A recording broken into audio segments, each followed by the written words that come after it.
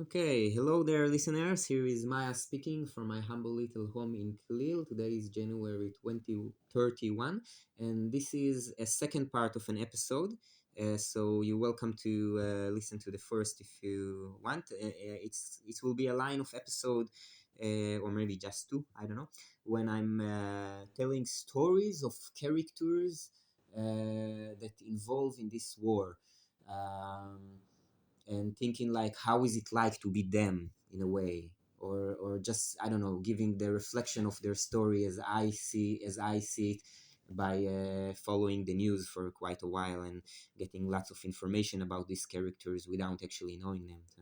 So in the preview episode, I described the character of Benjamin Netanyahu, the Israeli Prime Minister, uh, which I think it's feel to me that the Israeli media put this character is like the main character in this story, present him as the main character, and a part of the media see him as like the hero of the story, maybe the extreme right wing media. So if we have a hero to the story, then we're going to in the like the Hollywood mindset, right? So we need to have a villain. So obviously, I think the Israeli media frame if the Israeli media is looking to frame someone as the main villain of the story, that will be Yahya Sinwar, who is dead now, and he have a crazy story. Really, that's like if trying to put myself in the shoes of Benjamin Netanyahu and thinking how does he feel and how is it like to be him. So I think thinking putting myself in the shoes of Yahya Sinwar is even more like um, even more like difficult and messed up. So this person is like I think like a second or a third generation to Palestinian refugees living, growing up in like refugees camp in a mindset of refugee, being I'm absolutely sure fed in hate to Israel and to the West all along his childhood, all along his life, being recruited to like the Palestinian violent act toward independent against Israel, and getting into a high position in this activity of violent against Israel, then seized by Israel and being taken to the Israeli prison. And so far, it's like a very similar story to many others Palestinians activists against Israel. But the crazy part is starting when he's in prison. I don't know if you know this story, but he had like a brain tumor, yeah. And in the while being captive by Israel, he had a surgery in the Israeli hospital to remove this tumor. It means this person was already dying naturally from a brain tumor, which is very connected with like personality and psychology and stuff like this. And he had a part of his brain remove in an Israeli hospital, saving his life. Okay, saving his life, saying, okay, you were supposed to naturally die now, but we will save your life only to make your life extremely miserable in prison. Now, how does it make you feel for an organization as a state, like the state of Israel, to have your life saved by them, only to make your life miserable in prison? Isn't that crazy? And while that, having a piece of your brain removed, probably completely affecting your whole perspective and understanding of reality. That's gotta be interesting, right? Now, this Yahya Sinwari was released in the hostages deal years ago, many years ago. when they did hostages deal to release the captive soldier Gilad Shalit. And then he became like a big leader in Hamas, and planned the October 7 terror attack, and lead it, and then lead the war until Israel eventually killed him. Um, what a life, huh? What a crazy story for a person. I saw a video once that showed it was a video of the day that he was released from the Israeli prison. You saw like massive mass of Gaza people like running to hug him and kiss him, and they admired him, yeah, for being like a lead activist in their violent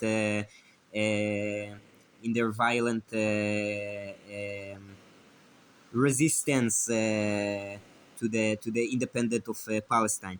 And he seems to be reacting in a very weird way. Like there was lots of people running to hug him and kiss him, and he was like, he seems like upset and angry and like, I don't know.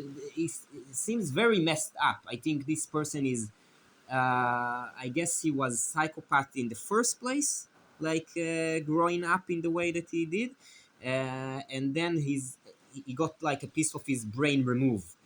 It almost seems to me as Israel, um, maybe it's it could be if I would write a story about it, it could be that Israel removed the piece from his brain to create this mega villain that will plan this terror attack. It seems this way in a way, um, very like Marvel kind of a thing. The connection between this mega evil person that planned this terrible terror attack, the connection with him with the state that is fighting against the state of Israel, very marvelly kind of a thing, and I don't know, a fascinating story. Being ended, by the way, by a gunshot in his head. He was killed not that long ago um, with the IDF soldiers shooting his head and killing him. Um, Fascinating story, really. Um, well, I was speaking about characters, so you can see many, many other characters in this story. Um, I don't know, Ismail Ania, also a Hamas leader that was killed by Israel, which is like the like Yahya Sinwar is like a psychopath that stayed in Gaza and was like controlling the Hamas armed powers inland. But Ismail Ania is like he ran away from Gaza before the attack, and he's like like he's the rich corrupted leader, and like his family is like super rich, uh, pretty much stealing money from the Palestinian population, abusing them, um, abusing his own people, and and robbing his own people to get rich and run away from Gaza before, as he obviously knew the IDF is getting in there and attack. Eventually, also being killed by the Israeli secret service in Iran. Uh, Fascinating. I don't know, all those politicians, all those people with that holding so much power. How can you hold so much power and still live 24 hours a day? It's the same 24 hours a day. I'm barely taking care for myself and my friends with this time. How can you have so much influence as a one person with the same time in the day? Do you see what seems weird to me, that people have the same time in the day and they have so much influence and so much power and so much attention on them. uh, how can you live this way? I don't know, all those politicians. I think they're all mad. I think you cannot experience so much power and attention upon you without becoming completely disconnection from reality. This is true for all of those politician characters, I think. Um, but some, I don't know.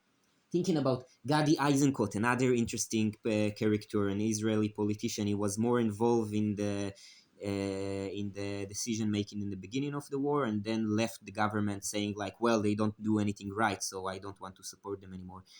His son died in the war. His son and his nephew, and the guy is like he used to be like the head of the IDF, I think, or a supreme general in some of a sort of some kind, and he actually lost his son in the war. How is it like? Imagine that, another like crazy story of a character to be like a politician leader leading a war, having your son physically fighting the war, dying in our days.